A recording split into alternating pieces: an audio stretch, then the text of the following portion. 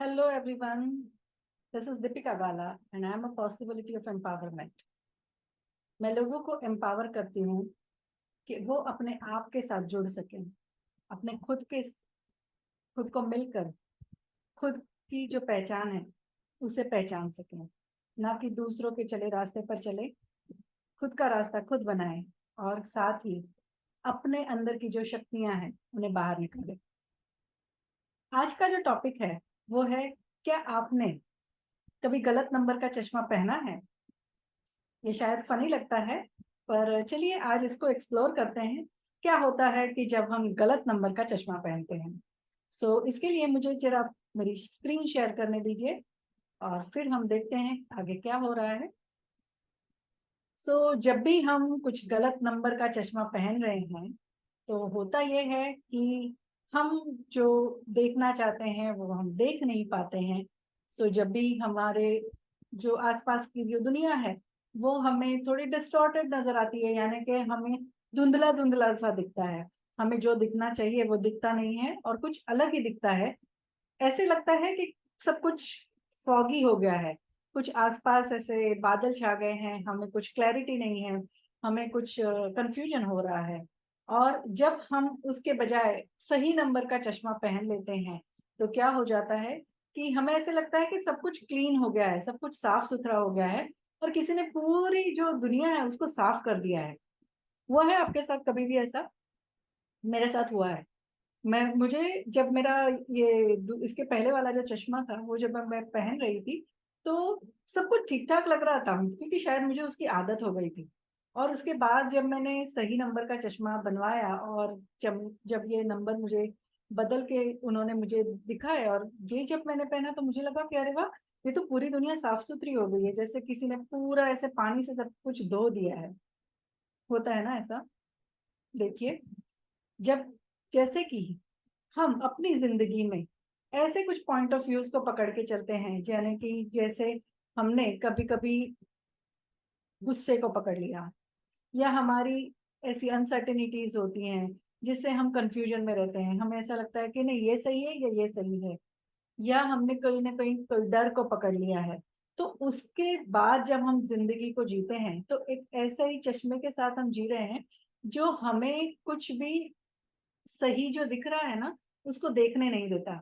हमें ऐसे लगता है कि कुछ ना कुछ बादल आ गए हैं, वो डर के बादल हो सकते हैं, गुस्से के बादल हो सकते हैं, कोई ना कोई अनसर्टेनिटीज के बादल हो सकते हैं, जिसकी वजह से जो जैसा है वैसा ना देखकर हम उसे कुछ अलग तरीकों से देखने लगते हैं। चलिए इसको एक समझते हैं एंगर के एग्जाम्पल से, यानी गुस्से का एग्जाम्पल। जैसे कि किसी को गुस्सा है और वो गुस्सा शायद अलग अलग लेवल पे हो सकता है। गुस्सा हो सकता है खुद के ऊपर, गुस्सा हो सकता है दूसरों के ऊपर, और उसका हर एक का कुछ ना कुछ रिजल्ट भी आता है। तो जैसे अगर खुद के ऊपर गुस्सा है तो वो व्यक्ति क्या करेगा, हमेशा गिल्ट में रहेगा। वो हमेशा अपने आप को कोसता रहेगा कि अरे रे मैंने ऐसा क्यों किया, मैंने ये क्यों किया, मुझे ऐसा नहीं करना चाहिए था। और हमेशा वो उसका जो काम करने का तरीका होगा वो उसी से आएगा कि नहीं, मैंने कहीं कुछ गलत तो नहीं कर दिया, मैं कुछ ये कर रहा हूँ, ये सही कर रहा हूँ कि नहीं। उसकी सोच विचार जो है वो हमेशा उसी से आएंगे कि कहीं मैं गलत ना कर दूं। और उसी की वजह से उसका जो गुस्सा अपने आप के ऊपर है, उसकी वजह से वो जिंदगी में खुलकर जी ही नहीं पाएगा। और अगर यही गुस्सा दूसरों के ऊपर है तो क्या करते हैं हम? दूसरों को ब्लेम करते हैं। अच्छा, मेरे साथ ये एक्स वाई जेड सही नहीं हुआ तो उसका कारण है कि ए बी सी ने मुझे कुछ कह दिया है, या मुझे कुछ करने नहीं दिया है, या मुझे रोक के रखा है। ऐसे बहुत से कारण होते हैं, ऐसे बहुत सी जिस मतलब कारण तो बहुत सारे हो सकते हैं जिसकी वजह से हम दूसरों के ऊपर गुस्सा होते हैं। और शायद कभी कभार ऐसा भी होता है कि कुछ कारण न होते हुए भी हम गुस्सा होते रहते हैं। तब इसका नतीजा ये होता है कि कहीं ना कहीं हम इस गुस्से को अपने आप में छुपाए जाते हैं। कभी बाहर बोल दिया, हो सकता है नहीं भी बोला, और पर ये गुस्सा तो अंदर है ही। तो ये गुस्सा जो बाहर है तो वो धीरे धीरे इतना बड़ा स्वरूप भी ले सकता है कि हम रेजेंटमेंट की फीलिंग में चले जाएं, यानी बहुत लंबे समय तक हम उस गुस्से को पकड़ के रख सकते हैं। और इसका रिजल्ट क्या आता है कि हमें एक तो कोई क्लैरिटी नहीं होती है, जिंदगी जीने की क्लैरिटी नहीं होती है। हमेशा एक कंफ्यूजन बना रहता है कि हम जो भी कुछ करना चाहते हैं हम वहीं से ऑपरेट करते हैं, उस गुस्से की फीलिंग से।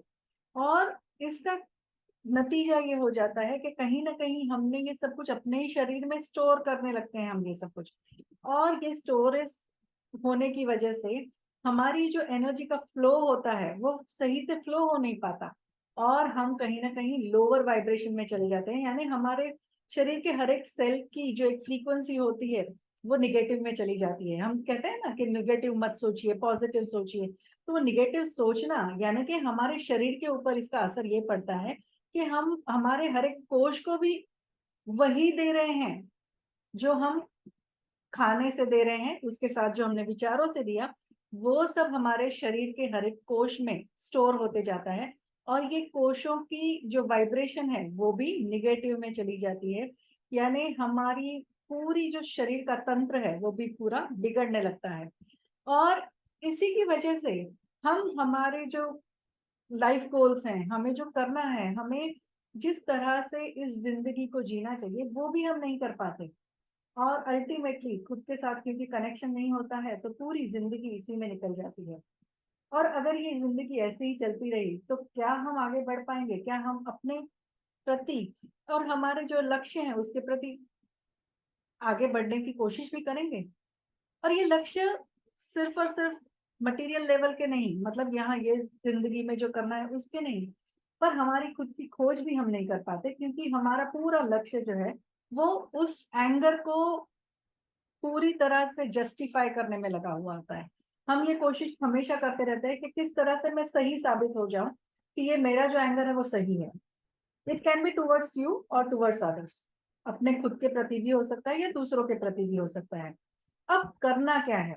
हमें ये सभी को छोड़ना होगा। जब हम छोड़ते हैं, हम उस गुस्से को छोड़ते हैं, हम उस कंफ्यूजन को छोड़ते हैं, अनसर्टेनिटीज को छोड़ते हैं, हम वो डर को छोड़ते हैं, तब ही हम अपने जिंदगी को पूरी तरह से खुलकर जी पाएंगे। इसके अलावा कोई रास्ता ही नहीं है। और ये लेट गो यानी छोड़ो, छोड़ो जितना छूट सकता है छोड़ दीजिए। अगर ये छूटने की कोशिश में अगर आप लगे रहे और इस छोड़ने की जो प्रक्रिया है वो अगर आपने आत्मसात कर ली, तब आपकी जिंदगी बहुत ही बेहतरीन बन सकती है। जितना छोड़ते जाएंगे, जितना ही हम लेट गो करते जाएंगे, उतनी ही जिंदगी को हम खुलकर जी पाएंगे। और इसके लिए बहुत से ऐसे टूल्स अवेलेबल हैं, मतलब आपको बहुत से इजीली आप अपनी जिंदगी को बहुत आसानी से जी सकते हो। बहुत से टेक्नोलॉजीज ऐसी अवेलेबल है आजकल तो कि जिसके जरिए आप अपनी जिंदगी को खुशहाल बना सकते हैं। ऐसा नहीं है कि पहले की तरह कि चलो अब मेरे पास कुछ है ही नहीं। आपके पास बहुत से टेक्नोलॉजी के जरिए, मतलब आज ही आप ये लाइव देख रहे हैं, आज ही आप ये वीडियो देख रहे हैं, तो उसमें भी आपको कुछ ना कुछ मिला है। तो ऐसे ही बहुत सी टेक्नोलॉजी, इतना साइंस आगे बढ़ चुका है कि आप लोअर फ्रीक्वेंसी से हायर फ्रीक्वेंसी तक भी पहुंच सकते हैं। ये हमारे हाथ में है कि हम क्या चूज करते हैं, हमारी चॉइसेस कहाँ पर है। क्या हम अपने आप को एक बंद कमरे में ही रखना चाहते हैं या खुलकर जीना चाहते हैं? अगर आपको लगता है कि आप भी खुलकर जीना चाहते हैं और आपकी जिंदगी को एक लक्ष्य देना चाहते हैं, आपके अंदर की जो क्षमता है उसको अगर आप बाहर निकालना चाहते हैं, आपकी जिंदगी में जो कुछ भी हो रहा है उसको अगर आपको लगता है कि कहीं ना कहीं आपको कोई गाइडेंस की जरूरत है, तो जरूर एक 1-to-1 कंसल्टेशन, इसके नीचे ही मैंने एक लिंक दिया हुआ है, उसके जरिए आप बुक करवा सकते हैं। आपको वो पता चलेगा कि किस तरह से आजकल साइंस में क्या क्या, टेक्नोलॉजीज में क्या क्या बदलाव आए हैं, और किस तरह से हम बहुत आसानी से अपनी जिंदगी को माइनस में से प्लस में ला सकते हैं। और सिर्फ हम नहीं, हमारा पूरा फैमिली, हमारी पूरी दुनिया को हम बदल सकते हैं। सो अगर आपको जानना है कि इस टेक्नोलॉजी के जरिए या ऐसे कौन से टूल्स हैं जिनके जरिए आप अपनी जिंदगी को एक मकसद दे सकते हैं, तो प्लीज 1-to-1 कंसल्टेशन बुक कर दीजिए। और yes, it will be 30 minute consultation, जहां हम बात करेंगे कि आप अपनी जिंदगी को किस तरह से आगे बढ़ा सकते हैं। So with this I complete this video, and yes, like this video. हाँ, ऑफ कोर्स, अगर आपको अच्छा लगा है तो। और अगर आपको लगता है कि इसके जरिए किसी की मदद हो सकती है तो प्लीज शेयर करिएगा। अगर आपने सब्सक्राइब नहीं किया है चैनल को तो प्लीज सब्सक्राइब करिए ताकि आगे आने वाले सभी वीडियो के बारे में आपको जल्दी से जल्दी पता चल सके। और हाँ, बेल आइकन का बटन जरूर दबाइएगा। With this, thank you so much. And yes, I wish to see you in the one-to-one consultation, जहां आप प्रवृत्त हो रहे हैं अपने आप के बारे में जानने के लिए, आप प्रवृत्त हो रहे हैं अपनी जिंदगी को एक नया मकसद देने के लिए। So with this, I end this. Thank you. Bye bye.